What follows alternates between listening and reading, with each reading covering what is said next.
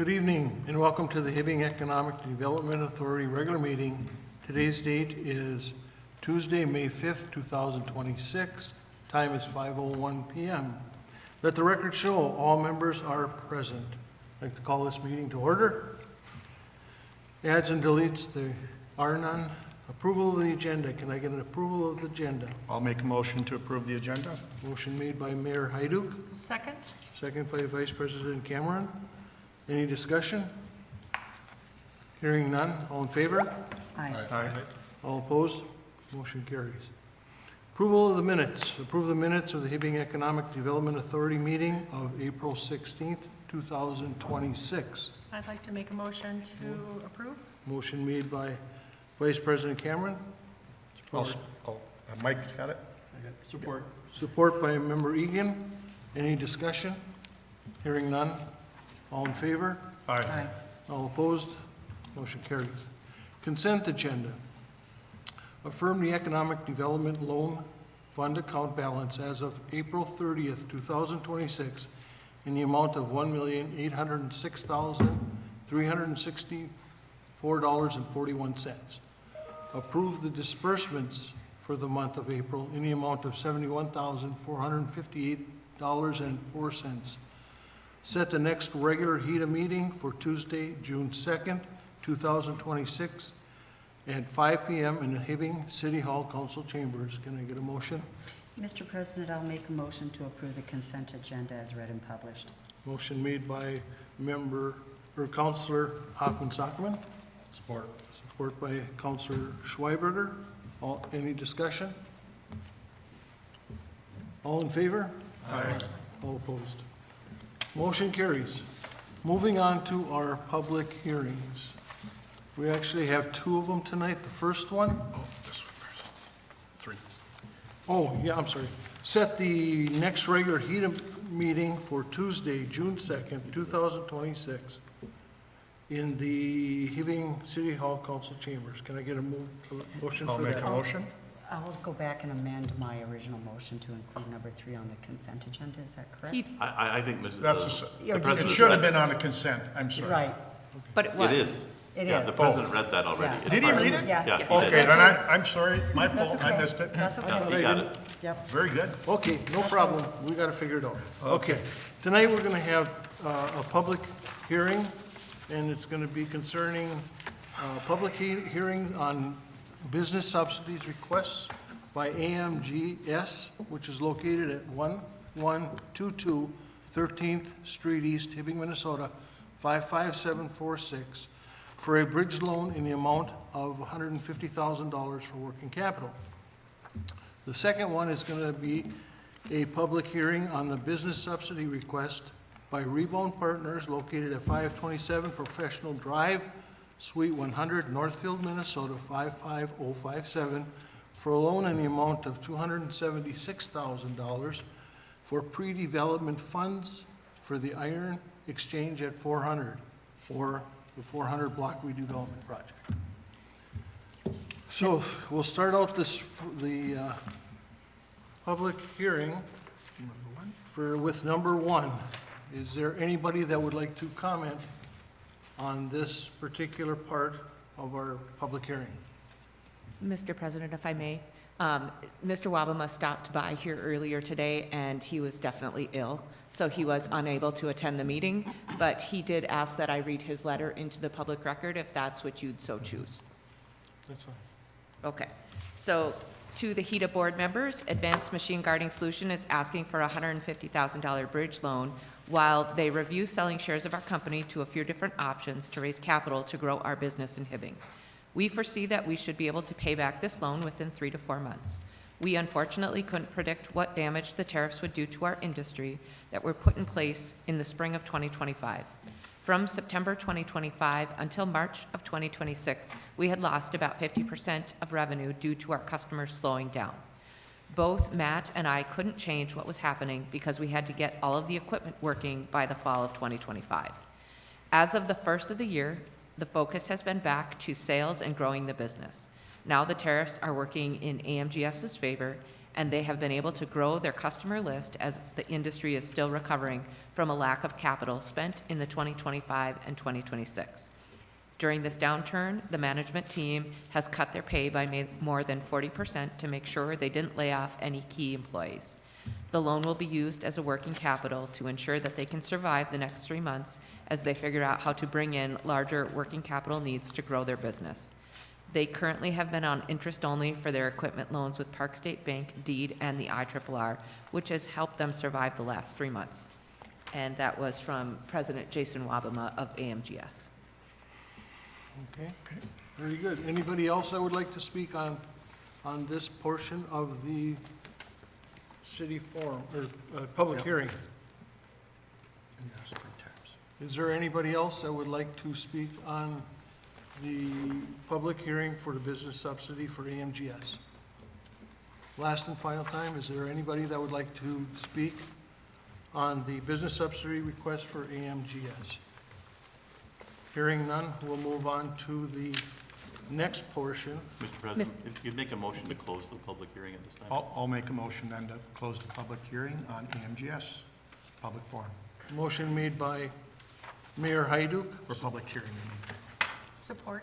support by Vice President Cameron. Any discussion? Hearing none, all in favor? Aye. Aye. Opposed? Motion carries. Okay, now we'll move on to the second portion of the public hearing, business subsidy request by Rebound Partners. Is there anybody that would like to speak on behalf of this subsidy request? Thank you for having us back.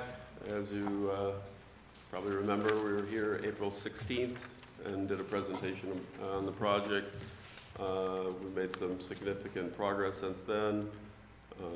The Architecture Advantage has put together the full schematic drawings with the updated units to either go four floors or 5 floors, so either 60 units or 80 units. It went out to bid last week to 7 different general contractors to all get bids on. We will get those back within the next 2 weeks, and then we'll do our underwriting from that to determine what works the best and coordinate with you guys and of what you guys want to see. That's about it. Brett Reese is available online as well for questions. Mr. President, Yes. do you mind stating your name and the company? Yeah, for our sorry. record? Mike Cappers Thank with you. Rebound Partners Okay, out thank of you. Northfield. Any other questions for Mike? This is an open forum for questions? or- Yes. Yep. I guess I'll start off then because I have some concerns. Originally, when you came to us a few months ago, it was a certain plan we were gonna go with, underground parking, so many apartments. Now we have no underground parking, less apartments. My other question is, if once the demolition is done, we're backfilling this project, is that correct? Correct. So when you come, if the project goes and you go to build a new one, you're gonna dig everything out to put in footings? Is that correct? That is correct. Yeah. So the money we spend backfilling after the demolition is basically a wash? Correct. Mike, can I respond to that? In construction, you leave it. I understand we're construction, No. I've been in construction for 40 years. No, I understand that the foundation is dug out of the future, so you save the integrity of the streets and everything. Right. No, okay. And Mr. Egan, the goal is to have whoever does get the general contractor bid, to have them coordinate with Dorr and Associates to, however they want the site left. So that's kind of, Well, I thought our understanding was if we tore, or once the buildings were done, our agreement with IRRB is that this ground is ground ready, it's ready for construction. So, Member Egan, the spec was written to that because we need to allow for that time frame if it takes longer to finance it. But to Mr. Kepper's point, if we can get the financing and the build to start right afterwards, then yes, we have connected the developer and the contractor with the demo contractor to see if they can dovetail it all. It's going to depend on when that financing comes together and if that will all work in a time frame. If it does not, we're not going to leave a hole in the middle of I lot, understand. yeah. I understand, Yeah. I got it back, I'm just, Yep. but I'm just concerned because, to be honest with you, I don't know what the other members of the board feel. You came with an idea and months later we're completely different. And it did change, for sure, mostly due to the construction costs, and then in our pro forma, what it shows for what the rents would be here. The gap when it was underground parking and all those extra units, the gap was at like $15 million. So it was Granted, just- we had the discussion at our last meeting with you, and again, the parking issue comes up to me because with the number of apartments and the number of parking spaces we have now, where are the people gonna park? I mean, I understand we're under a survey, or we're doing a study on parking for downtown. We've been doing it for 20 years. This is the third one, I think, right? So it's always been an issue, and now if we combine the number of apartments with the number of people that have vehicles, I'm just concerned where they're gonna park. And it just, I have a lack of, I should say trust, but, we had one proposal, now we got a different proposal, and it's more money, and it's more questions that I have concerning, again, I'm not sure you have anything to do with the demo, but we're already a month behind on the demo, correct? Yeah. Pretty close. And we have a Jubilee celebration coming up in July. What effect is that gonna have on the Jubilee? I mean, that's a big event for a lot of people, a lot of businesses downtown. I just have a lot of questions about where we're at, and I just, I'm concerned. And you hear, about what's going on down in southern Minnesota with your company, and I just have some concerns about where we're gonna be, and I don't want the situation where we put money into a project, another $200 and some $1,000, and we don't have a project by the time it comes to build it, because we don't have enough to finance the gap financing that you're looking for. $9 million is a lot of money. And where are you gonna find $9 million here on the range? That's my question. When the project was proposed to you guys back in July of last year, the total construction cost was just under like $25 billion. We are working, I think we can get that number more around like 13, 14 million as hard costs. And so the goal is to save money, and I think that gap is going to be somewhere in that $5 to $6 million range, and not at the 8.4 that it was during the presentation. But that's different from what we were told at the last meeting. Uh, At the last meeting, it said we had a $9 million deficit, a gap No, financing. it was at 9 million before, we got it down to about 6. Oh, okay. So, Well, it's still $6 million. I mean, And that's what was anticipated. It was actually, I think, 8.43 million when it was presented to you guys back in July of last year. I guess I'm just, again, I'm just seeking for anybody else on the board. I just don't want any more surprises. Yeah, well, I think they're all gonna be good surprises. I mean, Well- we're working in the right direction, and it took us a while to get here, unfortunately, but you don't know what you don't know until you get into it. We're working through those issues. Thanks to Betsy's help, of course. Mr. President, Yes. so, where are we on the gap financing? Where are we with the 6 million? How many investors have been secured, I guess, is one of my questions. And then back to the construction part, demo is down to grade level, street level, correct? We don't know what's underneath that until we start building, correct? I can tell you So what- where is the We- money for that in case there's surprises underneath? We, And we, where's the onus on that? we do know that there's a basement under each of the buildings. Yes. Okay. So are those basements gonna be removed, or are we just gonna impound, or just, fill that in? Or do the walls have to come out? Member Egan, in the presentations, number one is Scott Sionic from Door, so he can probably answer Okay. that a little bit better than Mr. Peppers. Okay. Thank you. So then back to the 6 million, where are we in securing investors? So far, we're trying to figure out, we're moving the project forward. Once we get the underwriting done, like I said, the bids will come back within the next 2 weeks. we have an all-funders meeting set up here in Hibbing, May 26th at 3:00 PM. And we'll get everybody together and figure out how to work together to fill that gap. Two questions from me, Yes, as sir, long Mayor. as this is our open forum, is retail is a big part of what we're trying to still recreate in our downtown. And with losing, and I know the cost of underground parking, it was a big cost, but we still lost quite a bit of retail. And right now, I think the project just projects some retail on what would be the east, northeast corner. Northeast corner, correct? Yeah. Is there any way there can be more retail so that we can still make improvements or to our downtown area? I know we have some open storefronts at this time, but there's a difference between open storefront in an older building and an open storefront on a brand-new building.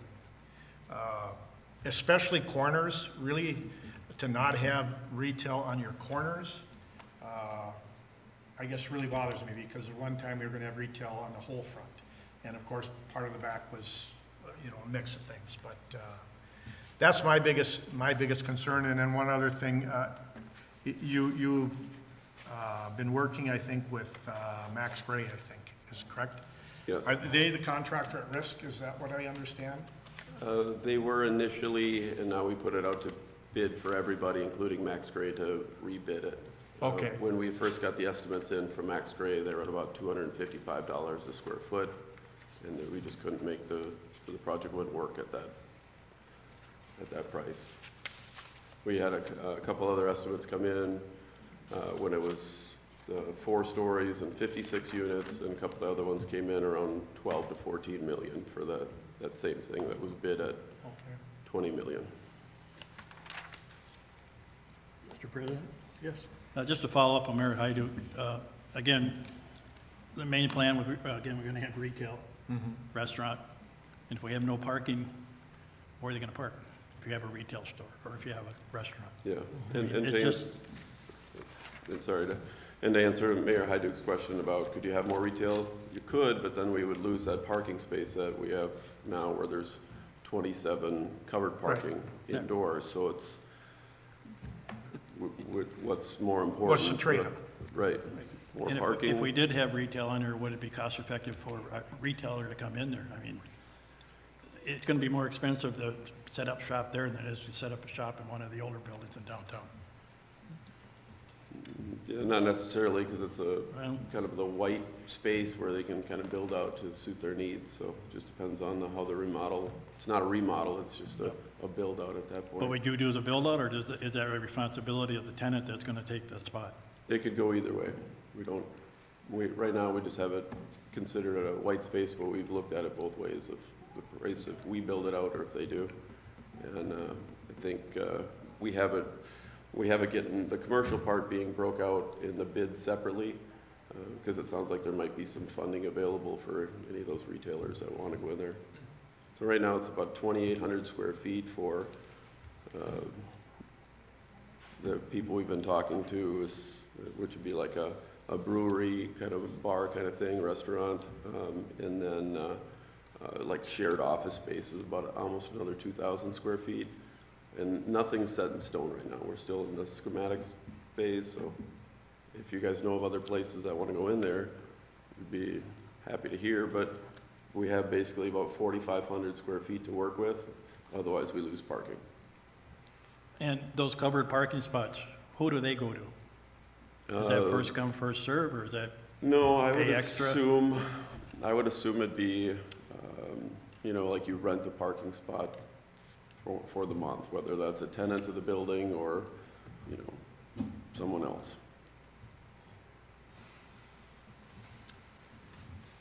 Any other questions? This is a very ignorant question, but if there's a basement there and you're filling in the basement, why can't that be turned into underground parking? I guess I just, Well, it could be turned into underground parking. It's just gonna be probably $1.5 million more to the expense. And then trying trying to close that gap from, like I said, at one point it was a $15 million gap, and now we've got it down to about 6 or less. So if you wanted to do underground parking, we could, but trying to make the numbers work, it's been a challenge. And you're figuring out the gap financing, what does that entail? What does that mean? So because of the cost of construction is kind of the same, whether it's in here in Hibbing or in Minneapolis. But when the rents are lower, whether it's for the commercial retail space or just for the apartments, you get kind of a gap. And trying to do with like the cement board siding and everything adds more expense to it. So there is a definite gap, which we're working with Betsy and IRRB, LISC, the Greater Minnesota Housing Fund, Boreal, a few others that we've been talking to, and then we're getting them together on May 26th to kind of see who can help fill what. So those are the agencies that you're contacting to help get commitments for the gap? Correct. And I think we're going to rely a lot on the IRRB as well. I mean, we've had meetings with them, and they've been successful. So then by our next meeting, June 2nd, if you're meeting with them May 26th, you said? May 26th. So by our next meeting, June 2nd, you'll have an idea of who's making a commitment on that gap? Possibly. I think we'll have a better understanding of it. I don't know if anybody will commit by then, but we probably have a better understanding. I'm for economic development, and we are all for that here, but I just feel like there's some things that I think that we need to just have more research done, more numbers out in front of us. It doesn't feel good when you're waiting on $6 million and you don't have that secured yet. The other thing is, this is a pre-development is what we're asking for the $276,000 is pre-development funds. Correct. When does it change to a development contract?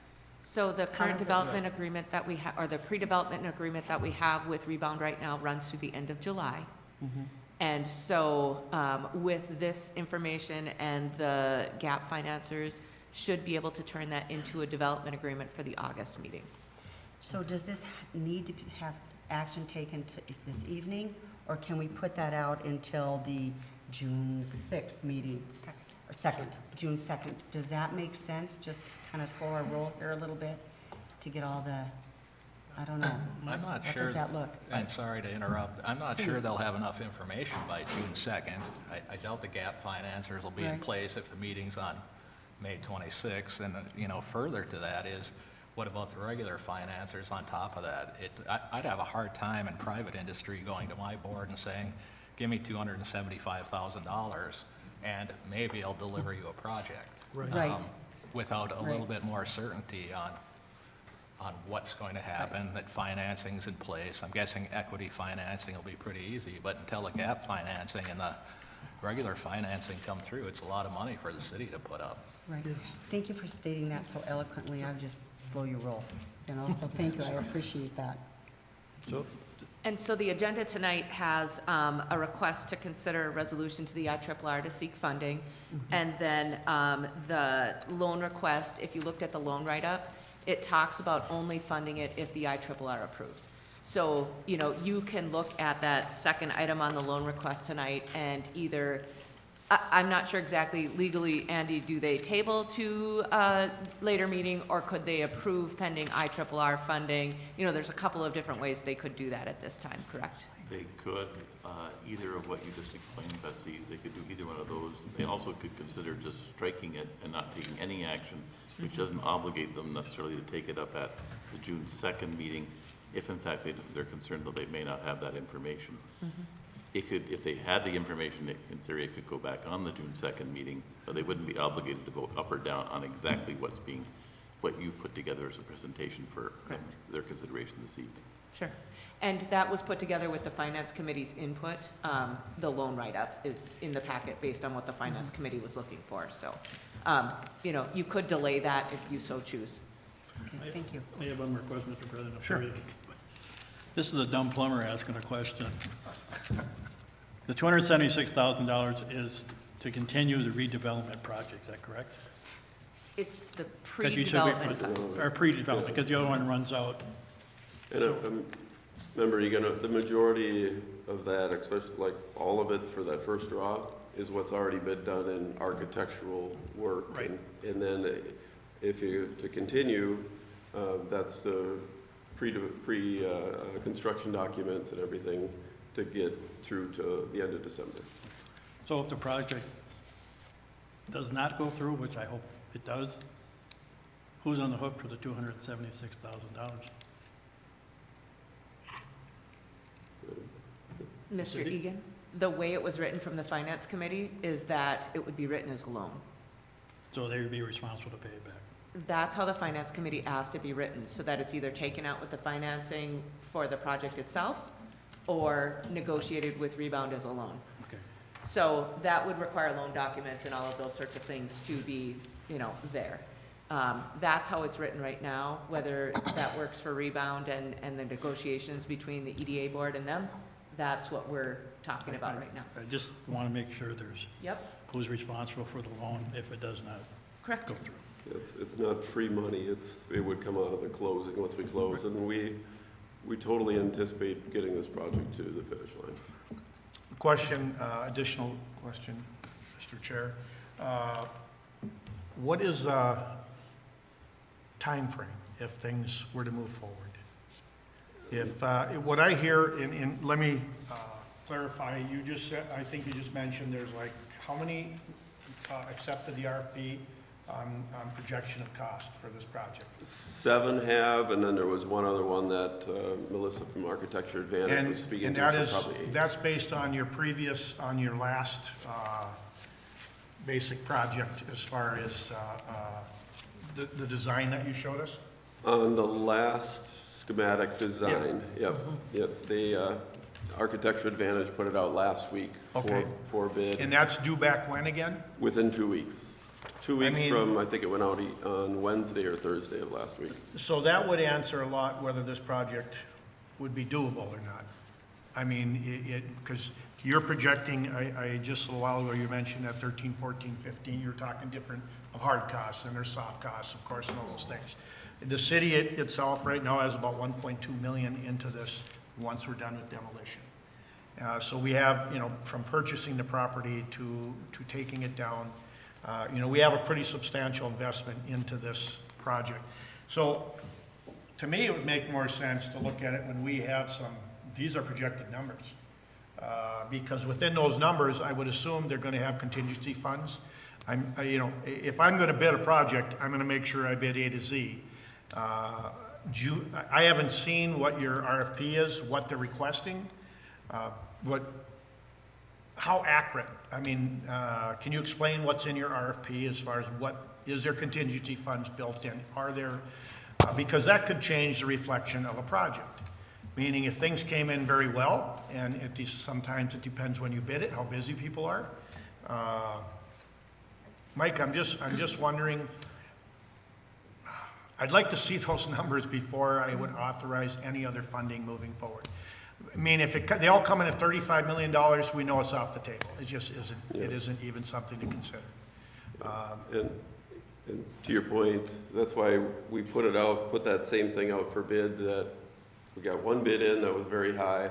We put it out to 2 other contractors, and they came back with the same thing one was almost 11.8 million, and the other one was like 14 million, but they were at 14 million at 5 stories. Yeah. So we totally, and the new bids went out to the 2 new ones, the old one is Max Gray, and then 4 other ones, and possibly a 5th one, so. Is PLA a part of this bid project? I know prevailing wage is one thing, PLA is a little bit different, because it's using your local trades. If they're on the bench, you split up how you try and use as many local people as you can to keep our local contractors busy. So I just was wondering if the PLA is part of it. PLA isn't prevailing wage is, though. Okay. PLA is more for federal, FEMA projects and doesn't, PLA, as far as we can tell, doesn't apply to this project. Okay, we've used it on, I mean, Yes, our remodel, our bathroom remodel in our library as a PLA. Yep, because that was actually a government Okay. entity doing it. This Right. is a private Right. developer doing it, so PLA Okay. is All different. right, I just wanted to ask that question. Right, so the requirements for Is different. funding, are Yeah. different. They have to use prevailing wage. Yeah, no, that I understand. Yeah, correct. So if it's IRRB money, they have to have a prevailing wage. Yep. And prevailing wage for St. Louis County and Yeah. our region. Yep, and all the contractors are well aware that they have to bid it with prevailing wages.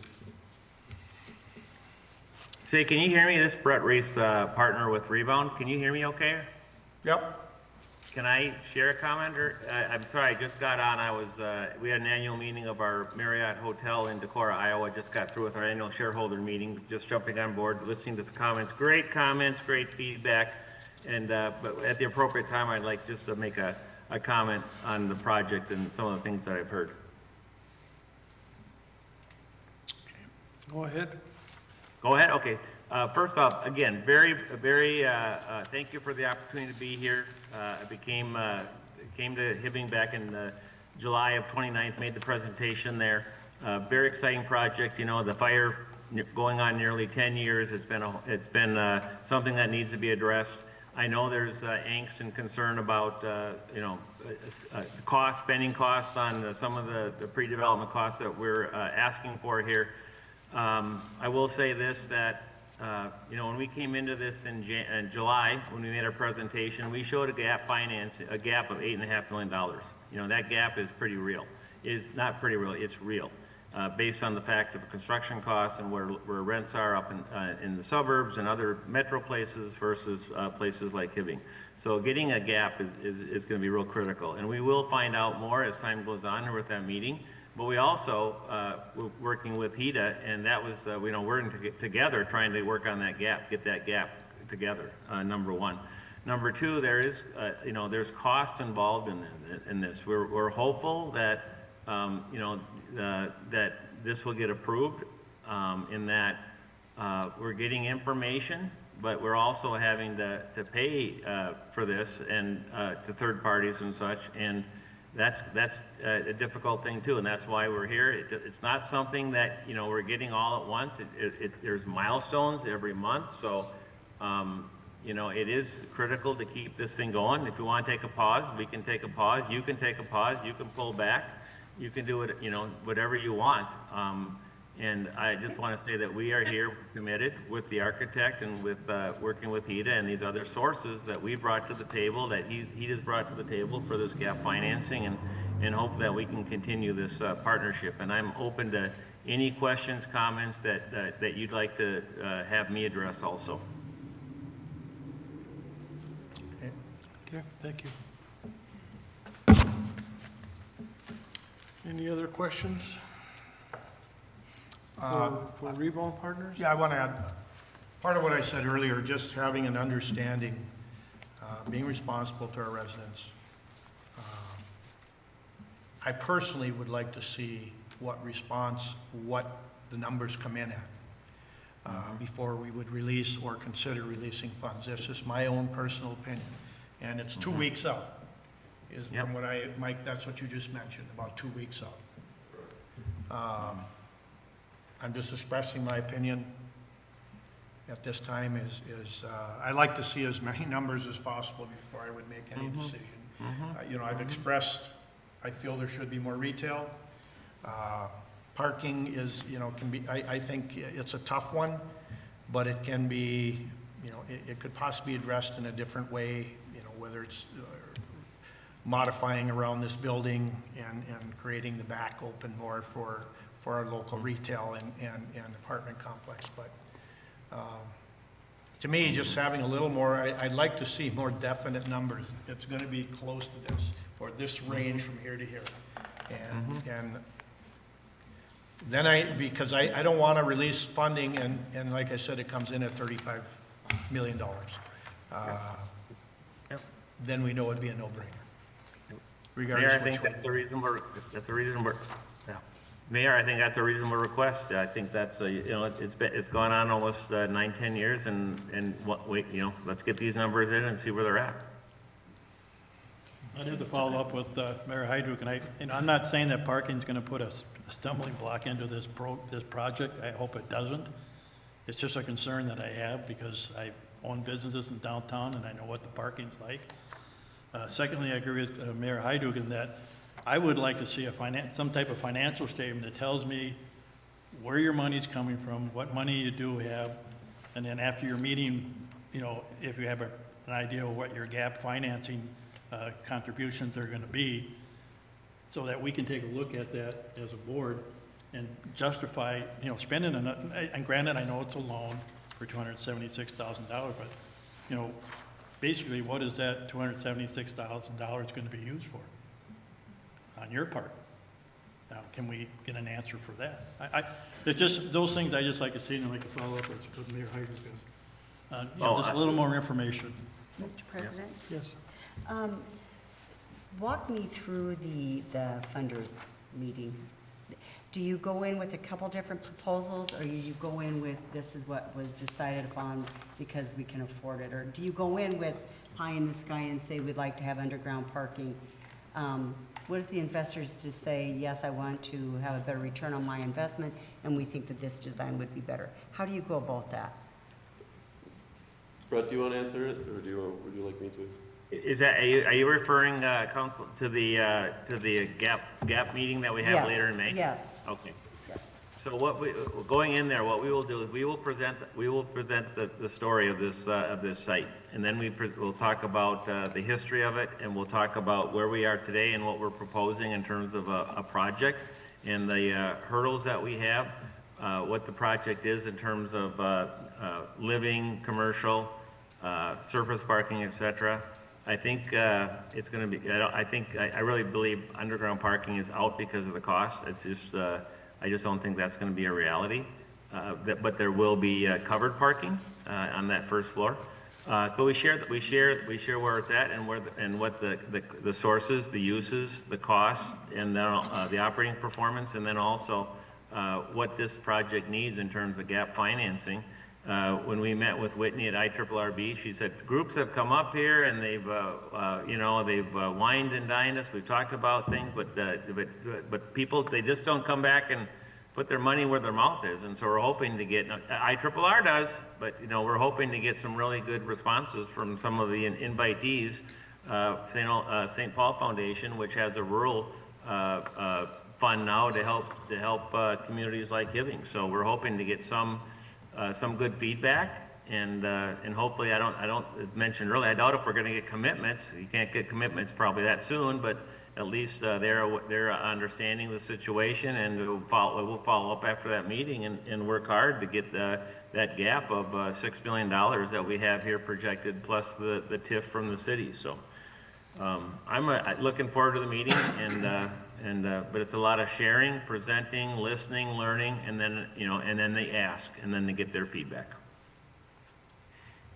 So the project that you'll be giving to your group for financing, to get your financing, that's gonna be this second project that we looked at, not the first one, correct? No underground parking? That's right. No Yeah, retail? that's the project. Yep, Okay. that's the project that we're taking out for construction bids, both 4 stories and 5 stories, per what the uses that we have in this particular, this latest revision here, and that's what we're getting bids on, and that's what we'll be presenting at this gap financing event. So you'll be looking, if there's a 4 or 5 story building, if it's only 4 stories, it's cheaper than a 5-story building, correct? Yes, but it's a 5-story is gonna have more revenue, so you have to look. I understand that, I'm talking about the Right. construction costs, if we're gonna look at, what the actual construction costs are gonna be for this particular project. Is it gonna be 4 floors, is it gonna be 5 floors, what's it gonna be?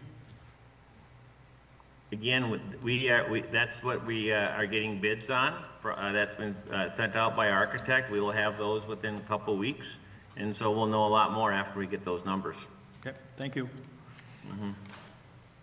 Can I interject or ask one more question? So this parking that you guys are talking about without the underground parking, you said it's covered and surface. Does that parking plan include keeping the alley? Or would it be incorporating the alley? Because that's kind of my idea. Incorporating the alley. So the alley would go away. It'd be part of the parking. Right now, there's 27 covered parking spots, and then a total of 73, so whatever the 73 parking spots minus the 27, that's what the exterior. But that doesn't include like the other side of the alley by City Hall here. And it doesn't include what's on the street parking in front or the sides. But you're not, there would be no alley between the different sides of the block, between Howard Street and 21st. Member Cameron, they're talking about just enclosed within the 400 block itself. The alley and the parking stays, Yes. as is right now. Thought of it including the alley to increase the amount of parking, to reduce the impact of the number of apartments and people with, I think you're saying the alley's gonna be gone, that's gonna be a parking lot. Yeah. they are saying that? Okay. No. No, it is not that way. it's not. No, So that's what I'm saying. I'm saying, have That- you thought of including that that in middle one of your, concrete in place. your revision? That So would give that's you, I good. don't know, how many more spaces? It'd still be a drive-through. Okay. Yeah, it'd still be a drive-through. Yep. We haven't, Okay. what's included is the 27 on the first level parking, covered parking, and then a total of 73 that go right up like to the building, and nothing on that other side of the alleyway or, City Hall parking isn't included in that. So, and the parking that would be in front of the building isn't included, or the parking on the two sides of the building isn't included in that number. So that, as Mayor Hydro just told me, the divider that's between the two lots now, between the alley and the city parking lot, that'll be removed? Nothing has been planned for the schematic design by the developer that goes exclude, or outside of the block itself. We've So So, the alley we've phase. talked about ways Right, to that- increase that's parking what by I'm doing asking. that, yes. But nothing has been planned outside of the block itself at this time. Again, I'm not trying to make parking a major issue for this project, but if you've got 73 parking spots, you can only come in one way, you can only back out one way and go, correct? I mean, there's not enough room to back and have two cars going a two-way alley, correct? I think there was enough room to have the parking spots straight up, not angled parking, where they could back in and back out, whichever way. But they'd only be able to go in one way and out one way, so it'd be like a one-way out of the parking lot. And the alley is also one way. It's also Yeah. alley, Yeah. one. Okay. Well, and I guess my point was, if you eliminated the alley, you would have that additional parking. And with parking being such an issue downtown, and now you've got, I mean, there's two people living in a lot of those apartments, you're gonna have 2 cars per apartment. It's gonna be, anyway, it was a suggestion to look at that. And Member Cameron, it is one way to solve the Yeah. problem, yes. In any parking, in any parking area, you have your lanes for driving. The alley would become one of the lanes. Basically, it just becomes a lane. I do have one question, again, Mike, is he still on? Is Brett? Brett, yeah. Yes. It still bothers me to lose some retail, especially, depth of retail, depending upon what you're doing. And I know you're not gonna go under the whole building, but we did go from about 17,000 down to about 4, I think. 4,500 is. Yeah. yeah. And again, corners are an important part of retail, because you've got two sides to advertise. And, and it's why you did northeast corner.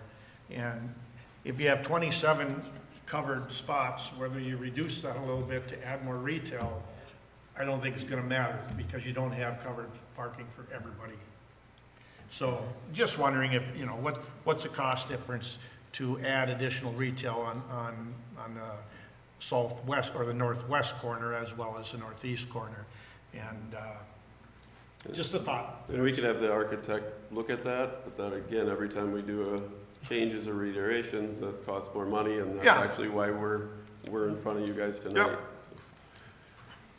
That's No, just my thought. and point well taken, Mayor, and so, no, I hear you about, strong, vibrant downtowns. It's a mixture of residential, and then retail, business, service, commercial, and then entertainment and eating and drinking. So if we can get more commercial in there, we will. We'll run numbers and such, and then there has to be a market for it too, and so we'll do the best that we can and present back. I have one question. As long as we're on the parking and the savings of money spent, and I don't know how far the schematics of the building or the architectural renderings are, but I know that every time you do a jog for a bump out, and on your last one, you have at least 3 or 4 bump outs in the front on the north side. To save money, couldn't you make that a flat facade all the way across? Similar to the Android or the Ace Hardware, put in just railings and not regular patio block and having a terrace there? Take the money that you're saving on the construction of the front of the building and possibly transfer that into a basement parking. Is that a possibility? Brett, do you want to answer that one? Yeah, I think it's a very good comment. It's a good question. I agree with you that every time you have bump outs and decks and such, it adds cost to it. So we will go back to our architect and talk about that to see if you had just a flat surface and didn't have this, what does it save? And can something like that be dedicated to potentially underground parking? So a good observation, a good comment, and it's definitely something to look into. We are going to be getting our quotes, our construction bids based on the drawings that we have before us. Not to say that once you zero in on a contractor, that then you can maybe play with what you're just talking about. Fine, thank you. So I got a couple questions. I think last month you made it pretty obvious my feeling on the whole project. So let's lay it out. Northwest corner, some type of retail, square footage. If I remember right, it was 1,500 on that side that we talked last time. Is that still accurate? Northeast corner?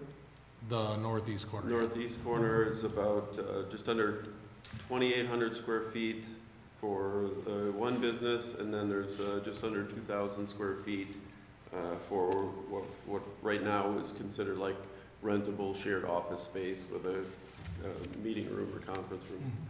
Okay, so you're at 28. 28. 48. 48 total. 28 plus 28 another 1,800 to 2,000, so 48-ish, 100 square feet of commercial. Plus you got the bathrooms in there. And that's all included in that square footage, right? No, that's not included in that. That's a separate spot. That's separate. Okay, There's bathrooms, 320 square foot fitness room, place for mailboxes and mail delivery, and then a fairly nice sized lobby as you walk in. okay. Yeah, so I mean, I still kind of stay the same, feel the same like I did prior to we were presented. I'm not going to reiterate everything everybody's saying, but we were given this, and all of a sudden, you know, the old bait and switch deal, or look at this beautiful setup, we're going to put this building, everything's going to be great. Then we come back like, well, that's not going to happen, it was too expensive, so we're going to go with this. I just feel this area is very important project, and you guys understand that also. I'm not doubting that, but I just want to make sure that we get it right, and we just don't do something because this is all we can do. I think there's always other options that are out there. As far as, you know, that 276, I do not support that right now, for sure. And I had one other question for Brett, and it might have just been a misunderstanding between what you said and what I understood, or I'm not exactly sure. But we were talking about the design, and when you switch from the local business to a different one, and your statement was you did because it was twice the amount of money from the local one to the new one that you're in. Was that double the amount, the same bid, the same design? Councilmember John, let me share a couple different things here. So I don't believe I said it was double. Yeah, you I did. shared that. You did for sure. I just want clarity on where those numbers came from. If it was the same project bid and one was double, or if the one was the original project and then the next one was the second project, and that's how you got your half. So the square footage on, the cost per square foot on the original bid was, my recollection was, I want to say almost over $400 a square foot. And what we see in other places is considerably less than that. Yeah. I don't think he's understanding your question, John. If you had your two architectural designs design the exact same project, is one gonna be twice as much as the other? Don't know, I think it's gonna come out when we get our verification from the bids from the different, including the original construction firm. So, yes? You're saying yes? I didn't understand the question. I think, Yeah, So you got two different architectural companies. They're both bidding on the same, they're drawing up the same design. Oh, for the architectural companies, yes, Right. what their bid was twice as much. Oh, I'm sorry. Yes. Yeah. It was You're double. con- That is correct. Yeah, for the you're same- talking, for the I'm sorry, I same- thought you were talking For the same construction. Yeah, I thought you were I talking misunderstood as well. construction. So the Yeah. same project, they both were at the $36 million, or whatever the initial startup. That was the one that was half? Or was it 20, when it came back in 21, it was half? So, just for clarification, are you asking about the construction bid or the architectural bid? The architectural bid. fees, yeah. The The fee- the fee- architectural the bid fees was that you double. had. The architectural bid was double the firm that we are currently with. On the same project? On the same Correct. design? I can't verify that, but the bid that the quote we got, the bid we got from the original architect was X amount of dollars, which is twice the amount of the second one. And I believe it was a similar scope. It was the job to put, you know, the building a building of the same caliber that we have on that site. So pretty similar scope of work. So the second one had the underground parking also? I can't answer that. And I don't know that the first one that was presented had underground parking as it did. It was before my time. The first design did. The first design did have design underground did. parking. I just want some clarity, because when I asked the question to tell me that it was twice as much, I felt that it was the same project. You know, and if it was actually two different projects where the amount they're putting into it is half the amount, well, it should be twice as much. You know what I'm saying? So I just wanted some clarity on that whole conversation that we had. Well, John, and I think you bring up a good point, because maybe I was naive, but I thought the original architect, they had already been hired to do this project. I was surprised that it had been changed. I thought had already gone through that, you know, that they were No already contract hired was by signed with no contract was signed with the original architect. Okay, thank you. Just their picture and name was used as they presented the project to us. Yeah. Right, Okay. right. All right. And that's pretty typical when they're gonna, they'll do a basic concept design. But then once you actually get Yeah. bids in for it, So I want to follow up with John. So what I heard Brett say is there's two components here, a projection of what it costs of square foot to do a project. The other one is your architectural fees to actually perform. And I want clarification, it was on their architectural fees, because they're based on a percentage generally of the project, you know, whether it's 7, 8, whatever. So the larger the project, the more it's going to cost. The less of the project, the less it's going to cost. So was it based on, and I'm, because I'm trying to make sense of what John was asking too, was it based on their cost per square foot to do the project, or their architectural fees to do the project? Because they're gonna project this building will cost X amount of dollars, well, I think was mentioned $400 a square foot for the project we're projecting. But then their fees are something else. They're based on a percentage. So I wanna know which one was double. If Brett can answer that, Brent can answer that question. First off, so in our original, back in January or July of '25, we had 56 residential, the square footage of the property. It was we had a $24 million cost, which is similar to what we have now. So to answer your question, I believe it's pretty apples to apples. I think that, when we did the $33 million one, we had gotten a quote from the architectural firm based on the, earlier size of the project. When I say size, meaning the scope of the work has not changed. The cost has changed. That's what went up. And I don't like to get quotes based on what the cost of a project is. It's the cost of what the scope of the work is, the size of the project, not the cost of it, the square footage and such. So, I believe the architectural quotes that we got, I believe were apple to apple, meaning they were comparative.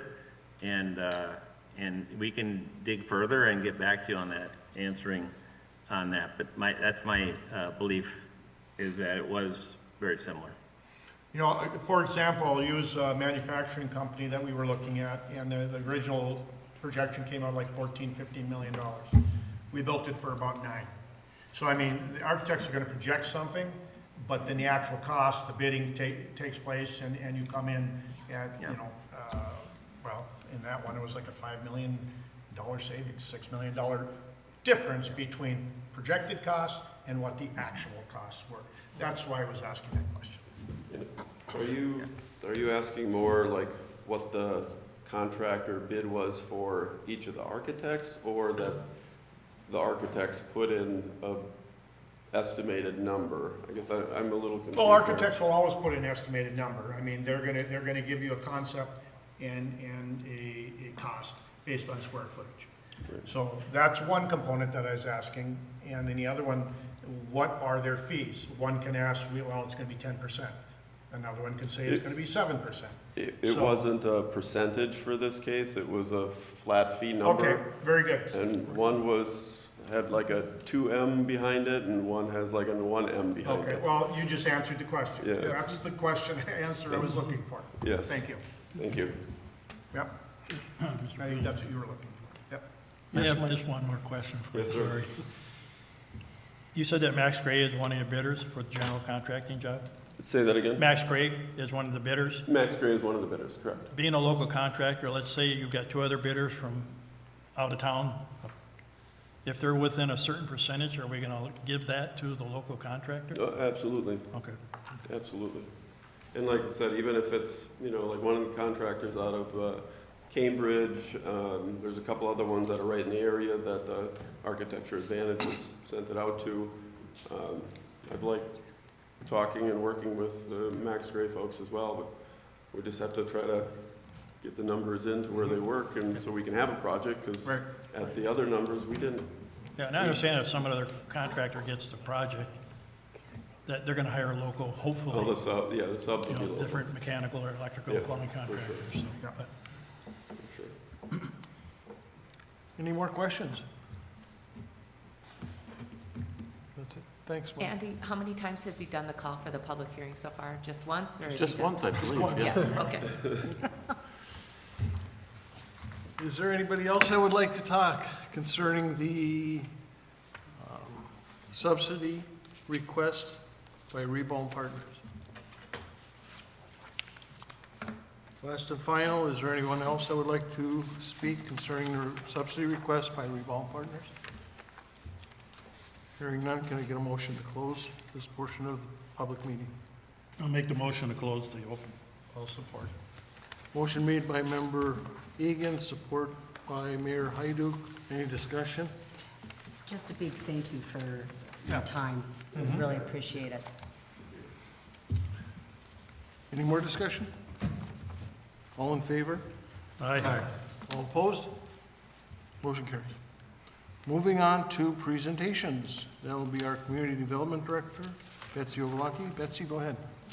Thank you, Mr. President. First up, we have Scott Sionic from DOOR as the project manager, and he's here to just give an update on the demo of the 400 block and just to answer a couple of questions that I know members have. So Scott, if you want to approach the podium. And the members ask that you just give your name and company, and then member Egan did have a question about the site. Yeah, And I'm those Scott sorts of Sinek things, with so. Dorn Associates Contracting, up out of Bay City, Michigan, here on the 400 block project. We address, any questions first, I guess? Any questions? Well, I got, my first one is the asbestos. That's completely done, correct? The what? The asbestos removal, the abatement? No, sir. No.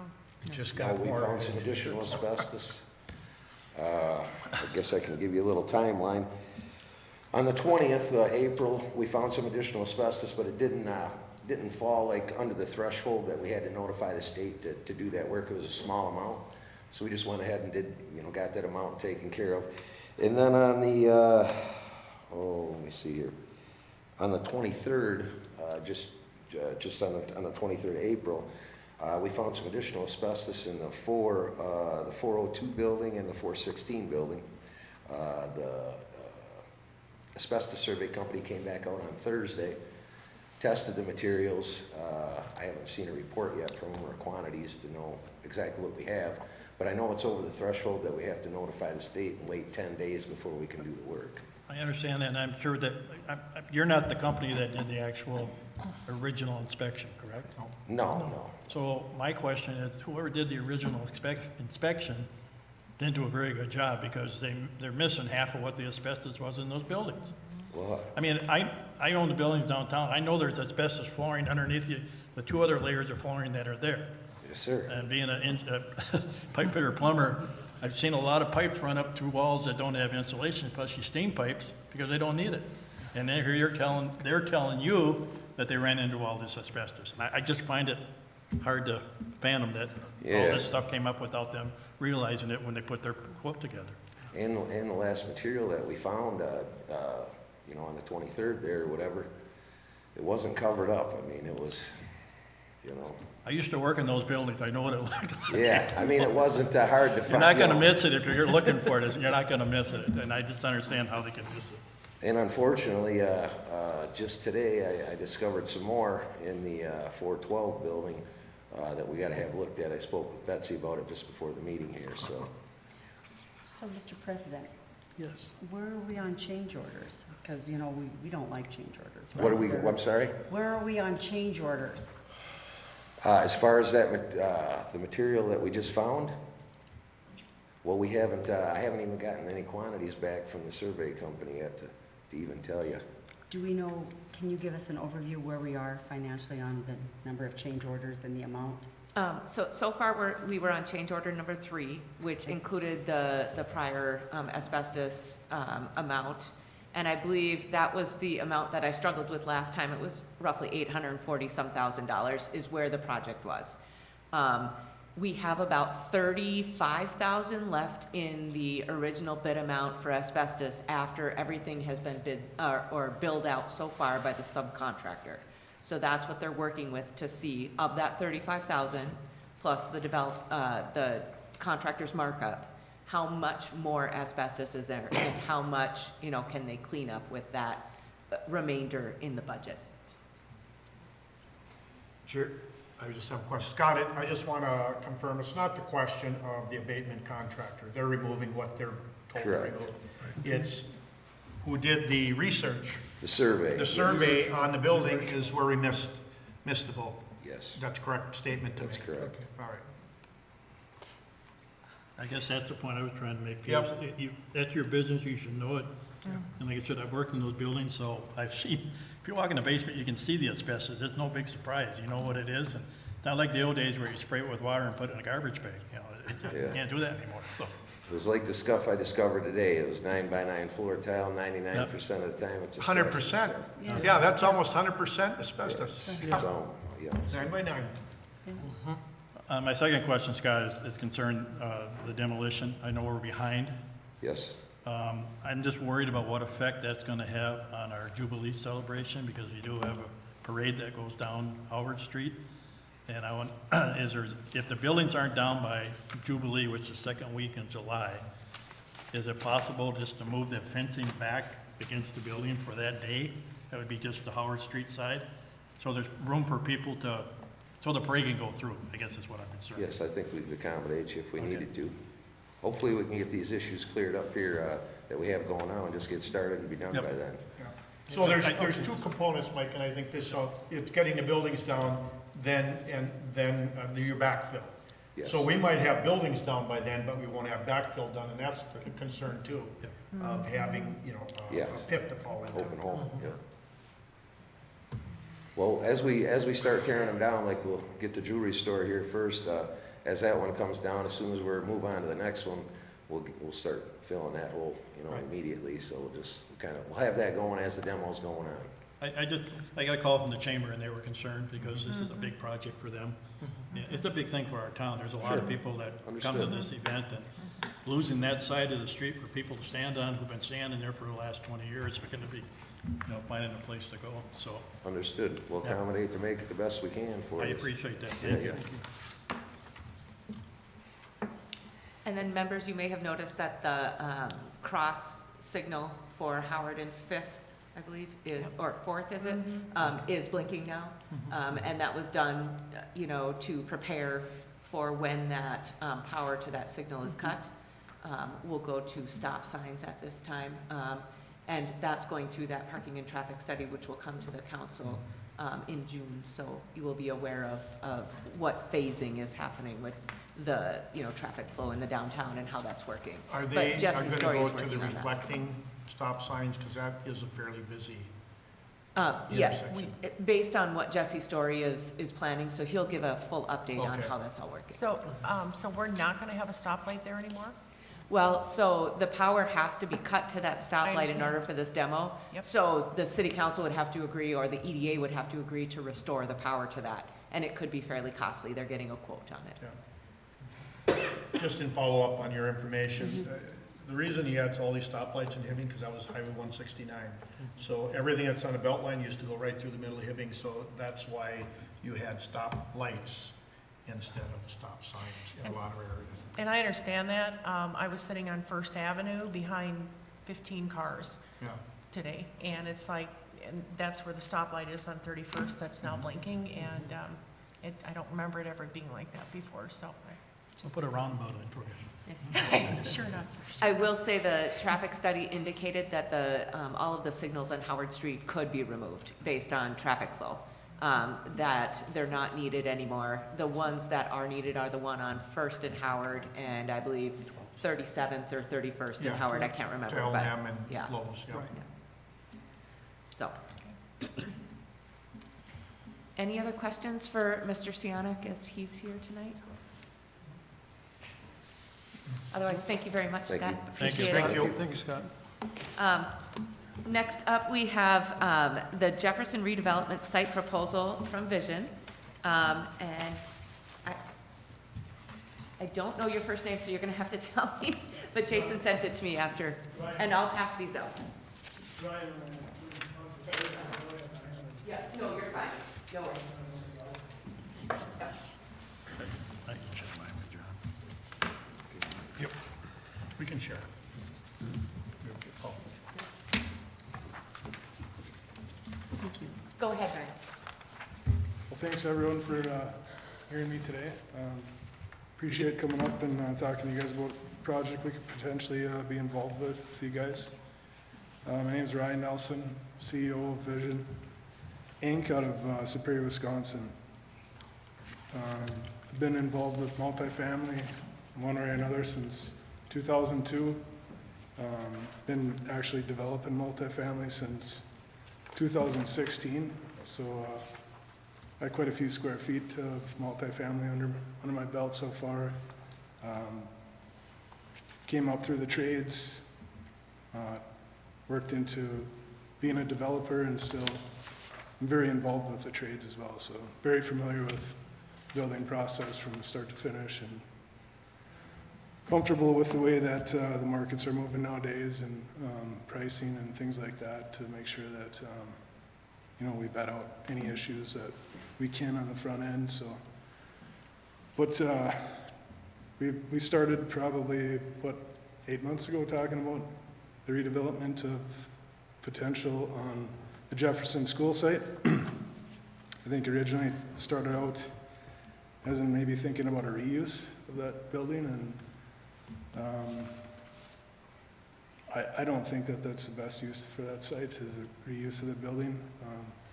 By the time that you get to a point that you can actually reconstruct or redevelop what's there, there's so many constraints that you have to work with, that the building wasn't designed for multifamily. You can't really market it well for, the people that live in multifamily. So, we had made the recommendation to Betsy at that time that we thought that it was best fit for the site to be a redeveloped site, as in take the building down and have the potential for one building and maybe another building. So I'm just going to kind of read through the proposal here. So Vision Inc. has prepared this concept summary to introduce a potential 75-unit multifamily residential development on the city-owned property located at 2310 Diane Lane in Hibbing. Ryan, I'm sorry, it's 2810? 2810. No Sorry. worries. Okay. This concept is intentionally, high level, as the project is still in very early exploration stage. It is intended to provide the Hibbing Economic Development Authority with the opportunity to evaluate potential partnership in a project with vision. And I would encourage anybody to, vet out any questions that we could today, and try to get comfortable with each other and make sure that we're all on the same page with that. Hibbing, like much of the Iron Range, faces a persistent shortage of quality workforce and market rate rental housing. The identified site is large enough to support a 75-unit Phase 1 building with a potential opportunity for a future Phase 2 if the project is received well.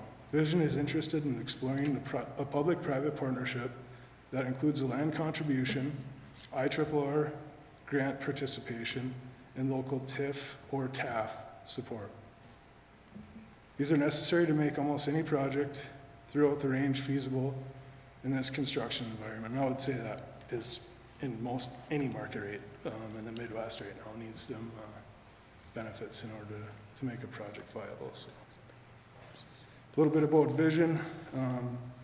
Vision Inc. is a regional multifamily developer focused on delivering high-quality workforce and market rate rental housing, particularly in communities underserved by the conventional development market. We specialize in partnering with local developments to combine local resources, state grants, regional funding programs, and dedicated private capital to create viable developments. We care about the communities we invest in, which is why after the development, we own and operate the buildings that we deliver. So our intent is to develop properties, manage the properties for the foreseeable future. Current projects that we have in place today, we're just finishing an apartment building in Superior, which was a school that was built in 1985, took an out of service in 2024. We purchased that building, and we're turning it into 50 units of market rate housing, and it's also going to have an attached heated parking facility. Bayview Apartments is in Ashland, Wisconsin. It's a 151-unit development, currently under development, anticipating leasing fall of 27. Has amenities of heated parking garage, community room, workout room, air conditioning, in-unit laundries, and residential internet provided as a bulk service. North Shore Flats is much like the Bayview Apartments. It's just in the pre-development stages. It's in City of Two Harbors, it's an 80-unit apartment building, which is, has commitment from the IRRB to be a partner on that project. A few keynotes here, why, I think it would be a good consideration of Hibbing to work with Vision. From a local and regional focus, Vision builds in northern Wisconsin and Minnesota, not in metro markets that already have ample capital and opportunities. Our projects are sized and underwritten for communities like Hibbing. We have the proven track record for public and private partnerships. We have repeatedly closed projects combining bank financing, state and local grants, TIF, TAF, and developer equity. Our Hibbing concept follows the same model. Long-term ownership, so Vision develops, owns, and holds. The city's investment supports a partner that will be operating the building for 10 to 20 years, possibly longer. We're not a flip developer, we're not a merchant builder. We want a building that works. We want to enhance the community that we go and build in, have a partnership with the community, and feel that we made a difference when we're done. We have real equity into the projects. We're involved, so we have an equity stake in it as an involvement. Continued involvement when it's done, but also, monetary involvement. So the preliminary stack complements $4.3 million of Vision equity. It's about 25% of the total cost of the project, signaling our commitment to the project in Hibbing. There's an opportunity, if ideally when we come to a community, one project is just the start, and hopefully we can have, a couple few buildings or as many as we feel like the community can take on. So on the back side of the page is just some information I think that we can look through and talk through some of these things. A lot of people would like to know kind of what the unit mix is and what the square footages are and what the rents are. We have some of the sources and uses stated on here. We also have kind of our high level financing, high level pro forma, things like that, that give you guys an understanding that we have worked through this enough to know that with some of these things considered, we potentially have a very good opportunity for a project here.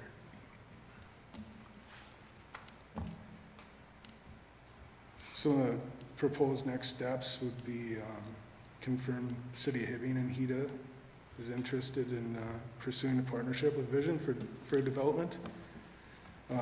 Execute a non-binding letter of interest or MOU outlining the parties' intent to work together. Vision refines the pro forma and the unit program with input from the city and Heda. So kind of input from what you folks think that this community needs and wants the most of. I guess we would want to address the biggest problems that we can first. So your input would be helpful on that.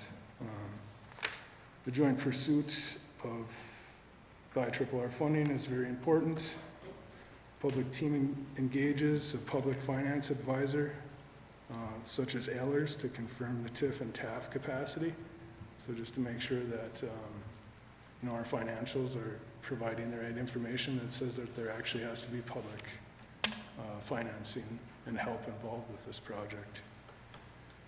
Negotiate land terms and development agreement covering the scope, timing, and deliverables. I guess I'd like to open it up to any of you folks for questions, and want to encourage as many as possible so we know each other as well as we can when we're done, and we know if we have something to work off of here. Chair, I have a question. Yes. Ryan, just looking at the Jefferson site, I think the first, from what I understand, the first structure would be more for screening on the west side of the Jefferson School. Is that true? Correct. That's the site would you be looking at first? Yes. Okay. I have a question, Ryan. If the phase one works out and everything is going good, and you decide to do a phase 2 build, what is the timeline between the two? Or is there, can you tell by, just by building, or do you have to know how it's been performing? I think the biggest thing is just seeing, what potential we have with future residents that would be coming to us within the first year of starting the build process. There's communities that we're in right now that we've seen more people reach out to us than we ever have at the early stages of the development.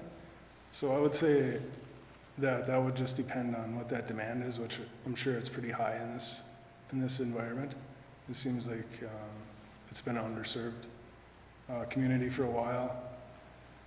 And, a lot of what Vision goes in to look for is really pent-up demand.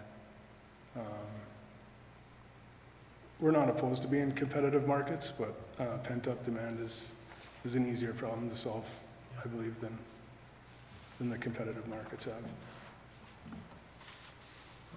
thank you.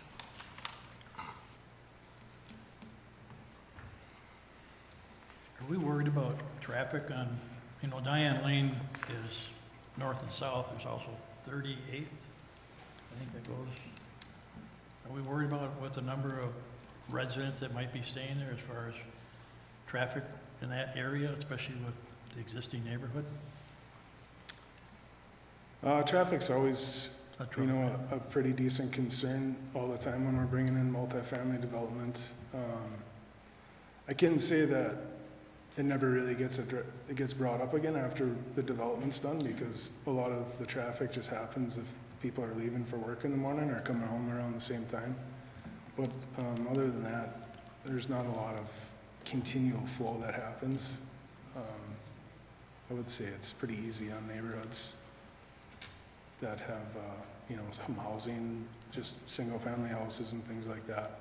Well, I assume a project is going to have several entrances and exits anyway, so Yeah. which way they're going to be coming out. Yeah, ideally, there is projects where we only have one entrance and exit. Ideally, we have more than that, but sometimes we're just constrained to the development that we're doing, which, like in Two Harbors, we only have one entrance and exit because we're developing on a greenfield development that doesn't have the ability to have two entrances and exits. So ideally, we have two, and one of the most important things about developing for us is making sure that the ambulance and fire trucks can get in and out safely. So usually that kind of sets the bar for traffic flow. I know those are the same things we have to address with the HRA developments, is that same thing. EMS support and fire, ambulance, police. And the beauty of this site is that because it was a school in the past, there's already, the two ingress, egress. Right. And then we've looked at that one other spot to get more direct access to 169. So that's something that we kind of had a brief chat about, but haven't fully explored until, you decided if you wanted to move forward with some kind of letter of intent or pre-development agreement on a project like this. Well, everything we're looking at too is that property that is owned by an individual that was going to be a road at one time, tying into Diane Lane, would bring it right out to 169, so, or no, yeah. It would connect to 14. Yep, it connect to it in Yeah. front of, Yeah. but. Yeah, 38th, is that 38th, I think yeah. 31st? Do we have a date on the demo for the Jefferson? No, so to that point, we have done all of the work to get to a point that we can apply for the demo on the August 1st date. But we didn't have a developer that the EDA could send in as part of that grant application, and deed only accepts grant applications for demolition if you have a project in hand. So if you choose to work with Ryan and Vision to move that forward, then we have contracted with Miriam Caro to write that grant for August 1st, but all of the other pieces are now together. So if there is an arrangement, we do go with Vision, our portion or the city's portion will basically donate that land to the project? And to take down the structure. Take the building down, with- right. yeah. And we have an investment in there already of 400? Yeah, 405 or 10,000 to purchase. For the property and building.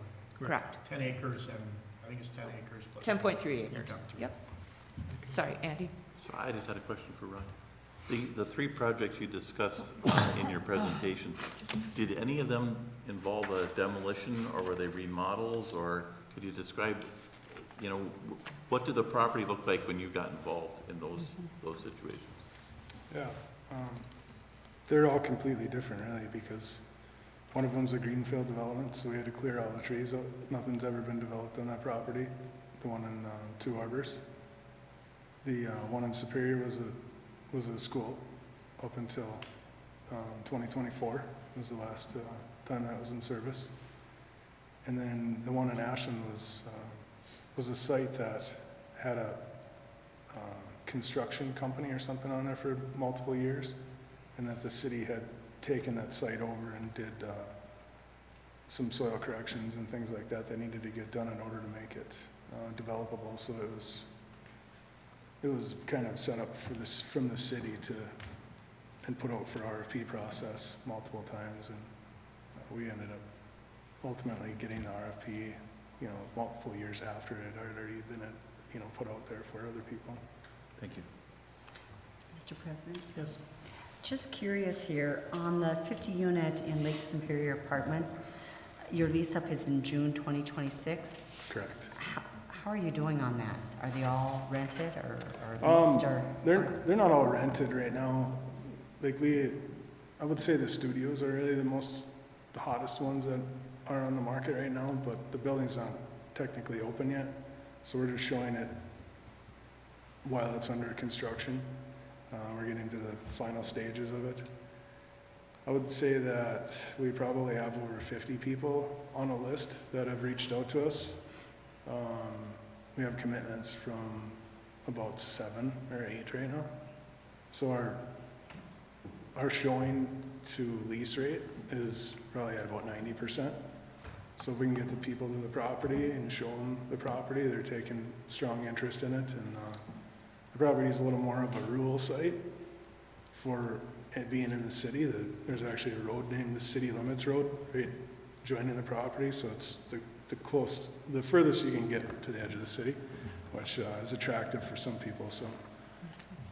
So workforce and market rate, what are we looking at, what those would rent for in Hibbing? Sorry, what was Is it that? on the backside there? That's right. What are we looking at? 1,200 up to 1,600? 1,200 to 1,600.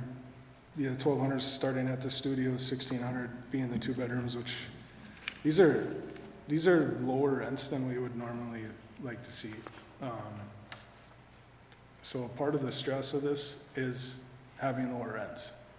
So part of the gap is we have to underwrite for lower rents. Do I think that over time that could get fixed in this community? I do.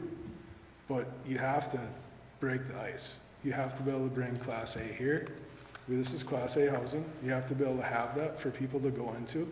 And then you can start pushing the rents up a little higher and let other people see that there's a potential for that here. And I think that at that time, you'll be able to get more development opportunity.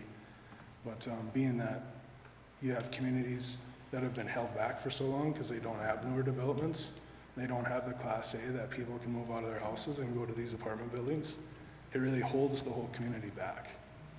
So I think I told Betsy this before, this is one of them things that everybody has to buy into and see if this model works. And if it works, it sets the example for others. And it also allows you guys to have more confidence in moving that way, because I'm sure there's plenty of people that are retired or about to retire that would like to get out of their homes and have a nice place to live. This has taken some people, I would say, 10 years further from a house to, more of an assisted living, just because of the ease of moving around these buildings and doing things like that. So I've seen a lot of longer placement of people being able to be in their home rather than have some assisted living. It's really helped retain some of the younger people that get out of school and want to have they have higher standards than, you know, others did in younger, or in older generations. So they want to have the higher standards of the amenities, air conditioning, better air quality, things like that. They're more tuned into that than the older generations are. So then you're able to retain your younger people that are, you know, not wanting to move away because there's nowhere to move to. And then it also fills the middle of which some people would come here and work for the week or whatever it is, temporary, maybe 2 years. Teachers, things like that, people that are moving around for medical. That's really what these buildings do, is allow for that to happen. Okay, thank you. Also, the 150 stalls for the garage, or, you know, what might that run if someone were to rent the garage as well? What? So are you renting out, for the parking, it says 150 stalls, detached garage, 2-to-1 ratio? What are you looking at? Am I reading this incorrectly here, or can they rent a garage? Yeah, so any of the garages would be rented. Okay, so how much does that run? Typically somewhere between 1 and 150 a month. Okay. Thank you. So to follow up, this project footprint basically would be like the Superior, Wisconsin one, where you have the garage, heated parking garage, workout rooms, pickleball, AC, laundry, internet. This property would have detached garages proposed. Okay. So But as far as the units themselves, a lot of them will have the same amenities that Correct, you show in Superior? correct, yes. And my last question for Beth, are we able to TIF this? You notice I had that on the, Member Egan, great question. Yes, when the property was purchased and the building study was done on, rehab, et cetera, we brought 3 or 4 developers through there to look at it to see. We have done all of the work necessary to set this particular property up to be TIF eligible. could you explain to the public what a TIF? Yes, so a TIF is a tax increment financing district. This one does work for a redevelopment TIF, which the length of that one can be 26 years or a certain amount based on what the pro forma requires.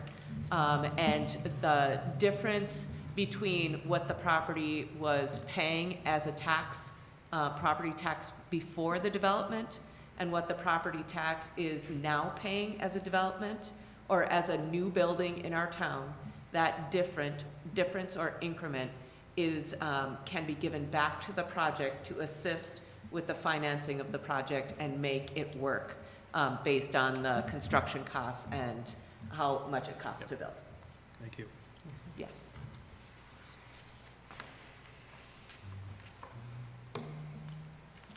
Any more questions for Ryan? I think I was just curious as to the small number of 2 bedrooms. Is that a typical ratio for you, or? Not 10 years ago, I would have put a lot more 2 bedrooms in here, but the way things are going now, yeah, I think that 2 bedrooms are less attractive. Studios are more attractive, 1 bedrooms are more attractive. I think it doesn't really come down to pricing either, because, you know, we're really building this building and putting the 2-bedroom units in there for diversification and making sure that we're covered for the need of 2 bedrooms, because per square foot, you know, you can see that our rent per square foot goes down a lot. So that's not really what drives it. It's really just the demand.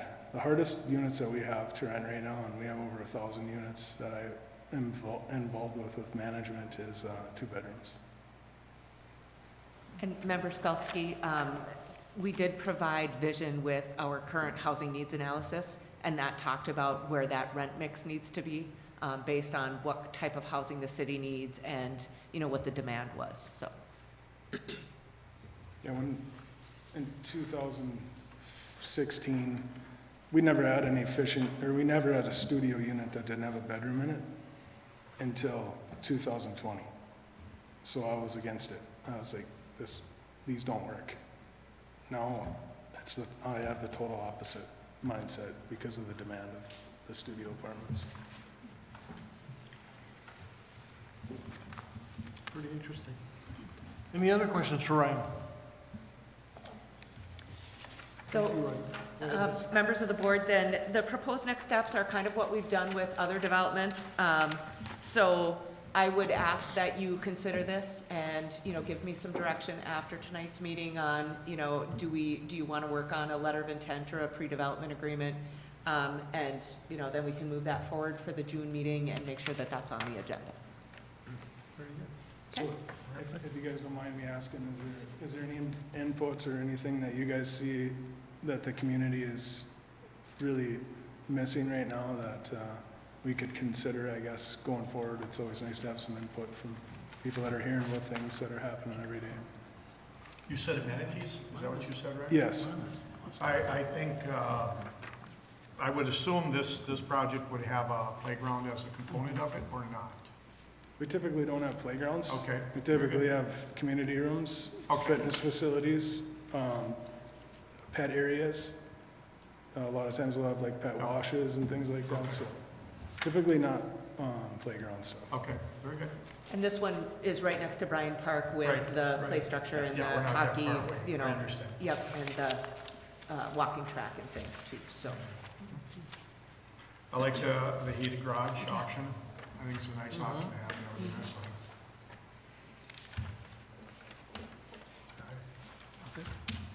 Okay. Thank you, Ryan. Thank you. Thanks for your time tonight. Yeah, thanks, Ryan. The final presentation tonight is Mr. Jake Wanarovitz. In your packet is the proposal for some training at the Jefferson School site before we take the building down. And so Jake is here to answer any questions and just give a little synopsis of what they'd like to do. Great, thanks Betsy. Good afternoon. Before I start tonight, I just wanted to give a genuine thank you to the board for the opportunity to train at the 400 block on Howard Street last fall. That was a once or twice in a career opportunity for us, and with a building of that age and that type, and the benefit to our department was substantial, so thank you very much for that. With that being said, yeah, I'm here to talk about hopefully some potential fire training at the Jefferson School. My plan is a three-part plan, and the first part of the plan would be 3 to 4 formal trainings led by the Hibbing Fire Department. And with those trainings, we would be inviting our mutual aid partners, Chisholm, Cherry, Silica, Nashwauk, Keewatin, and Greenway, and as well as our Netto members, Duluth, Superior, Virginia, Cloquet, and the Air National Guard, 148th out of Duluth. So for those that don't know, Netto is an organization. It stands for Northeast Training Officers, and basically the career departments in the Northeast part of the state, we have a consortium where we share training resources and information and things just to make firefighters in our area better, as best as we can. So with that being said, the 4 trainings that I have planned for those, potentially planned for those formal trainings, first is an open area search and rescue. We practice a lot on residential search and rescue, smaller rooms, smaller hallways. Those tactics change a lot as you get into larger rooms. And this school has a unique opportunity of multiple different size rooms, larger rooms from classroom sizes all the way to gymnasiums and cafeterias and things like that. So that's one of the trainings. Another one would be a window-initiated search training. And this is, actually there's been a couple of notable fires in the last year in this country. Window-initiated search, in regards to the training that I'm talking about, is a, like for instance, an apartment complex or a school or an assisted living. And this, what happened, like if victims are trapped on a second or third story floor and fire below on the first floor, what happened in these 2 fires is firefighters would throw a ladder to a window, they'd climb the ladder, search the room, remove any victims down the ladder, and then move the ladder to the next window and go up and search that one. So the second floor of this school would provide us a really awesome opportunity to practice that, just going from window to window to window, practicing search. And so that would be the second one. I'm hoping, if allowed, that those trainings would be completed this summer in the next couple months. As we move closer to potential demolition of the building, I would like to run another vertical ventilation training. We ran one at the Teskey building, and like I said, very beneficial to our department. The construction type there was wood structural members and wood decking and asphalt roof and rubber roof. So at the Jefferson School, where I'm looking at doing it with different construction types, steel, web joists, and metal decking, different saws, different techniques. So showing our firefighters the difference between, tactics on each type of roof. So, and then the last one would be a forcible entry exit drill. Again, we practice a lot, forcible entry, going through doors and walls on residential structures. We don't really get an opportunity to practice on commercial, larger doors, carriage bolts, things like that, double doors, and this would provide us an opportunity to practice that. So this part of the training would be very similar to the trainings on the 400 block. These trainings help Hibbing firefighters and other firefighters in the area be better prepared for our citizens while allowing a chance to foster and maintain our relationships with each other. So that would be part one of the plan. Part two would be informal daily crew training. So at the Hibbing Fire Department, obviously depending on emergency calls, we are expected to train every day that we're on shift. So having a facility like this where we could go informally, the idea is that a shift officer could come to me and say, hey, our crew wants to practice this today, or this, X, Y, Z, and I could help them coordinate and conduct that training at the school. So, and hopefully we would be able to do that until demolition, or told otherwise. The third, that would be the second part of the training. The third part of my plan would be potentially hosting an outside instructor to come in and host a class called Nozzle Forward. And it is instructed by Assistant Chief Aaron Fields out of Camino Fire, which is an island off of the Washington State on the Pacific coast. And this class is a nationally renowned fire training program that focuses on hose line management and flowing water effectively in buildings. The class is 2 12-hour days of intense fire training, of moving hoses and spraying and flowing water. This would be an open registration class. The Chief feels that the facility could hold 60 to 65 students. Right now, the tentative plan is for Lake Superior College in Duluth to handle registration and kind of be on the hook for the cost of the class. And Netto members would be responsible for providing things like pumping apparatus, hose, fittings, and like use our partnership and figure those things out. LSC is currently working on a contract to send the board, the Heda board. I had a meeting with LSC on Friday and explained to them some of the needs of the contract or the MOU, the potential MOU. So I imagine that to be sent your way very soon in the next week or so. And then right now the class is potentially scheduled for October 6th and 7th of this year. So this component of the training plan would provide significant value to the city of Hibbing. Firefighters will develop and refine an aggressive offensive approach to fire suppression, resulting in more rapid fire control and more positive, improved outcomes for potential victims in fires. Additionally, this course is a very highly sought-after course in the fire service. It is expected to attract participants from across the state. As a result, attendees will contribute to the local economy by staying in our area hotels. They will dine at our restaurants and engage with the community, which will further showcase all that Hibbing has to offer.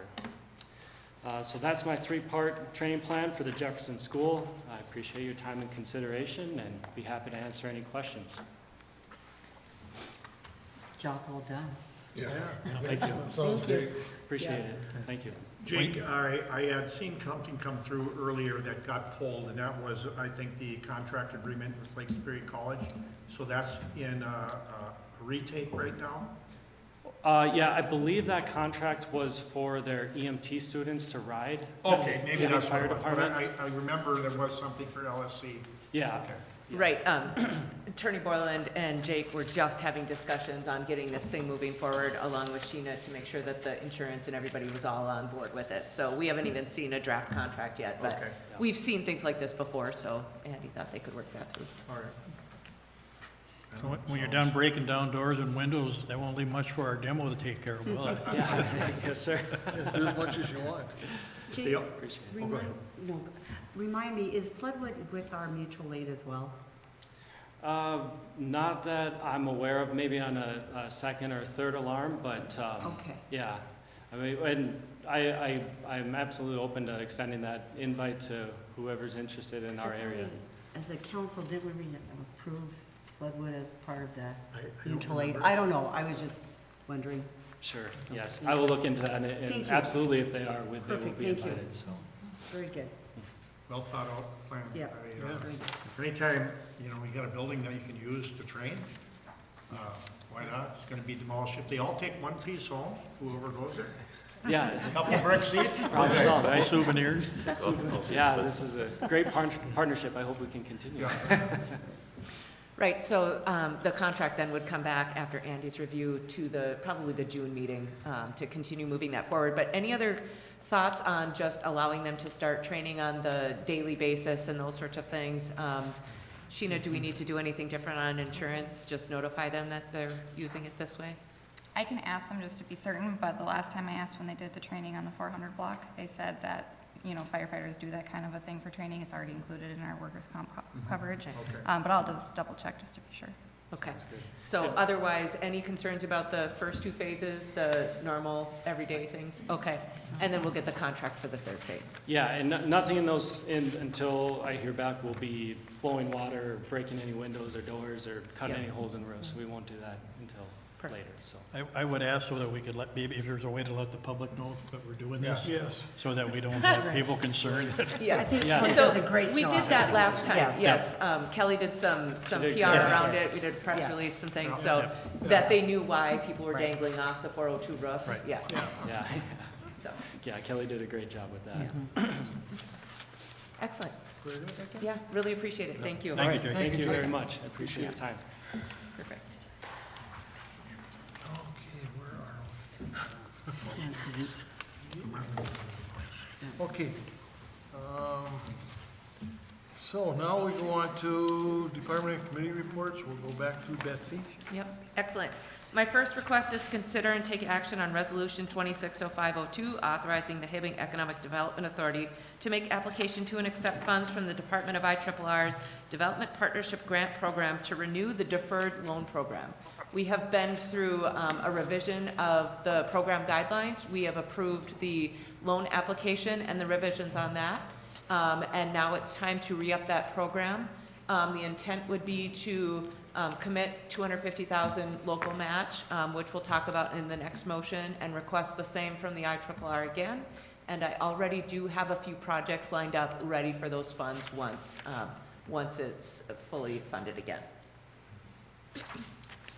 Okay, so we need a motion on that. Motion approved. Motion made by Member Schreiberger, Support. support by Vice President Cameron. Any other discussion? Hearing none, all in favor? Aye. Opposed? Motion carries. Excellent. The next item is to consider and take action on Resolution 260504, repurposing and transferring funds to support the Heda, I need an A there, deferred loan program. The request is to take those funds from the Sleepy Loan Fund that is 422. There's roughly 230,000 in there, Sheena, plus 20,000 from the undesignated fund balance of 255, and put that towards the deferred loan program for this next phase. We haven't, everything is current on that Fund 420, and there's no current loans outstanding on that. So those funds are available. They were for original storefront loans and upgrades to storefronts. So it seems like the appropriate place for those funds. I'll make a motion to accept the resolution 250504. Motion made by member Egan, Support.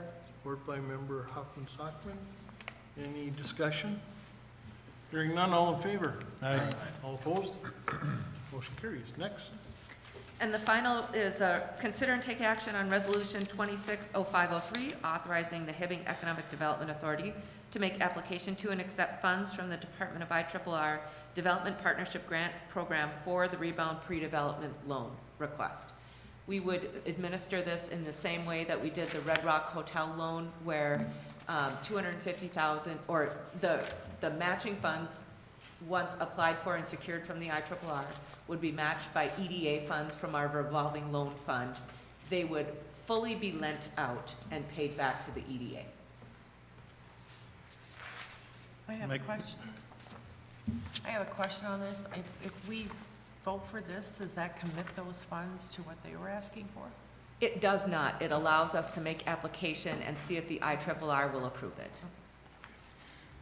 I'll make a motion to accept Resolution 260503. Support. Motion made by member Egan, supported by Mayor Hyduk. Any other discussions? Hearing none, all in favor? Aye. Opposed? Motion carries. Thank you, Betsy. Moving on to Finance Treasurer Sheena Molnar. Sheena?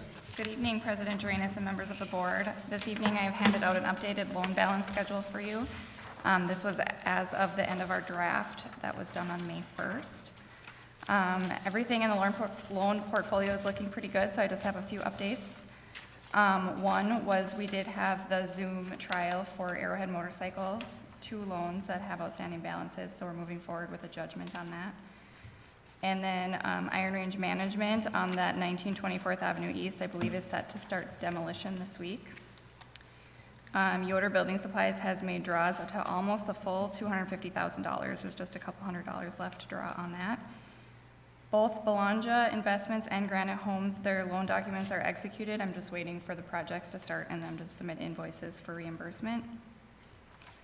Aside from that, everything else is currently current. And we have fund balances in our revolving loan funds. In Fund 250, we currently have just under 1.5 million available to lend. The Fund 420, we currently have 230,985.74, but as Ms. Olivanti just said, that would be committed for that match. And then with the Fund 422 deferred loan program, we did have just under 6,000 of interest income from last year, so we could use that as an offset to our match as well. Yes. Does anybody have any questions for me? Very nice. Very good. Thank you. Moving on to City Attorney Andy Borland. Do you have anything to add tonight, Andy? Nothing to add, thank you. Okay. Last on the item is the discussion items, which is loan requests. Correct. Oh, So loan requests. We got all that yet. Okay. I forgot about those. Yeah, Mike worried out there. Yeah, I know. Well, hang on there, Mike. Okay, can I get, we have to take some action on the bridge loan request for $150,000 in working capital AMGS. Can I get a motion? Chair, I'll make a motion. Motion. I just had a question on that. Do we have to approve that whole amount? the 150? It's what's recommended by the staff write-up and per the conversation with the Finance Committee. Okay. So, no, you don't have to, but you do need a motion and a second to get it on the floor and then have that discussion. I'll make the second. I'm sorry, who made the motion? I did. Mayor, okay. Motion made by Mayor Hyduk, supported by members Hoffman, Sockman. Is there any discussion? Cecilia, did you have a question? I guess I was looking at maybe recommending half of that and to see how things go, because that's just my gut on that. But we don't have. I will say, I know that they need the full 75,000 in May, and then the second 75,000, that's what their operating costs are. So if you don't approve the whole thing now, again, he answered Member Egan's question when he asked, what will you do if you don't get the loan? He won't pay bills. You know, so they do owe us rent, they owe utilities, those sorts of things, so he won't be able to pay those. Okay, good enough. And one question I have, is this turns into a regular loan, that 150? Yeah, so how we have it written is to structure it with the same amortization schedule as the current loan is, and, you know, that they will get takeout financing by the end of the year to pay that back. I got, my question, if they get the loan and they don't succeed and they sell the business or move, are we a second to the bank? Are we a second to IRRB? Or what are we? So we are subordinate to the bank and IRRR. They participated on, you know, the other loans. And we are the tenant in first position on the building, but we pay based on net rents. So if we're not collecting any rent, we don't owe that loan. Okay. The way, you know, he is structuring the equity investment would pay back the loans if he sells out. Right. So it would be in a bankruptcy or a closure that, you know, we would be most at risk. Member Egan, so the, Ms. Olivante's write-up does indicate the security is the subordinate lien to whatever you decide to subordinate, and then a personal guarantee or guarantees with Yes. regard, right? That- Thank you. So I forgot about agree that. with Betsy's analysis. The bankruptcy would be really the one where to put a pin in the balloon about. But there's getting also a it back. personal guarantee on there. Yes. That's why you'd have the personal guarantee, but the bankruptcy, if he personally filed bankruptcy, Right. if he could, if he's selling the business, I kind of question whether that would happen or not. Right. Okay, so we have a motion, we have a second. Any other discussions? Do we, are we at a point where he might need a life insurance policy like the others? We do have that. Do we, where is it on, did I miss it? I don't think we do. I don't We see had it. to have that for the increase in working capital on the business subsidy. I believe that was requested the last time we increased that working capital because, We could incorporate into these terms then, Betsy, is that? Yes. Yeah, okay. yep, I can double check. So right now, it's not on the loan sheet, correct? It may not be on this loan sheet. Okay. I think we do have a life insurance though, maybe with regard to the, another business subsidy we've already done for him. So if the board is fine with incorporating that as one of the terms as we write up, that would be fine. Okay, Yep. thank you. yep, to make sure that it always continues. Right, Yep. thank you. Any other questions? So does the 150,000 make it so he can make it through the end of the year? No, it makes it through to the sale in July. Okay, I thought you said the sale would be by the end of the year. I wrote it that way in case something kind of shifts, Okay. right? I didn't want to have to come Nope. back and get Fair a enough, revision. fair enough. Any other discussion? Hearing none. All in favor? Aye. Opposed? Aye. Motion carries. Was it 5-2? Did I hear that correctly? Yes. 5-2. Okay, the second one we're gonna consider and take action on is a loan request in the amount of $276,000 for pre-development funds from Rebound Partners for the exchange, hire and exchange at 400. Mr. Can President? I ask one question? And Mike, you can, I don't know if I'm out of form here, but if you don't get this, is that gonna put a kibosh on the project? Okay. Say, Brett, I can answer. The question was if we, so again, after listening to this discussion, I think, you know, a good point is, you know, maybe we delay it, waiting to get these costs in. I also get the impression maybe we're not aligned on the project that you want to have done. And the last thing we want to do is swim upstream on a project that maybe you're not comfortable with or don't agree with. So I think we need to get more aligned on this also, as we potentially move forward together. I agree with you, Brett. I think that we have time, maybe till after you do your presentation to your potential investors. We'll have an idea exactly where the money is, what you do, what you don't have, and then we can address it at or at the June, whatever meeting that is. So Plus you would have the RFPs in. Right, Right. would we just table this and not vote yes or no? What's the best way? So my recommendation would be to take no action at all with regard to this item and so maybe make a motion to delete this item from your agenda at this point in time. So you're not obligated to take action at the June 2nd meeting because you may not have that information yet either. At least the amount that the board would feel comfortable with. So if the president would entertain a motion to delete this from the agenda at this time. I'll make that motion, whatever Andy said. So on the motion, we have a motion in front of us to delete the taking action on the loan request for the amount of $276,000 Yeah. for pre-development funding from Rebound Partners for the iron exchange at 400. Yes. Correct? Yes. Okay, is there a second? I'll I second. second. But I'd also like to stress, thank you to Rebound for coming Yes. forward with that as an option. I really appreciate that. Just Thank to add, you. I think you listened to our concerns, Yes. and that's a nice compromise. Yeah, it is. Thank you. Okay, I think the point to make, and I'd like to make it for myself, because I've asked a lot of the dumb questions, not dumb, but questions. I really like to see this project go. I think it'd be a real feather in the cap for the city of Hibbing. Agreed. But I want to see it done the right way, because this town has been influxed by certain things that were guaranteed that never happened.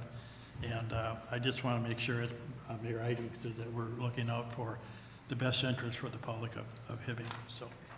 Agreed. Hey, Brett Reeser again, thank you for your comments, and I appreciate that. I'm glad that it's being tabled. I'm glad that we'll have more information in the future here to look at. I also want to address one other comment that was made. Again, before we can take this out to investors, before we can take this out to a bank, we need to define the project as to what it is. And we need to work with you to define that project so that we can take it out and find them to move the project forward. We can't put the cart before the horse. Right. Yes, Good. true. I also like to see that, as President Drainus mentioned, maybe take a look at removing those balconies from the facade on the front side of Howard Street and see if there's any savings that can be done with that. And then that way we'd have an actual figure of what the costs are going to be for the project. Or, Please.